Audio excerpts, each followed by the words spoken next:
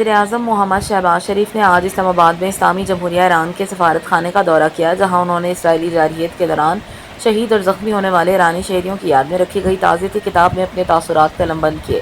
اس موقع پر نائب وزیر اعظم اور وزیر خارجہ محمد اسحاق ڈار، وزیر اعظم کے مشیر طارق فاطمی اور سیکریٹری خارجہ بھی ان کے ہمراہ تھے۔ ایرانی سفارت خانے پہنچنے پر پاکستان میں ایرانی سفیر رضا میری مقدم اور سفارت خانے کے سینئر حکام نے وزیر اعظم کا استقبال کیا۔ وزیر اعظم نے ایران کے عوام اور حکومت کے ساتھ دلی تعزیت اور مکمل یکجہتی کا اظہار کیا۔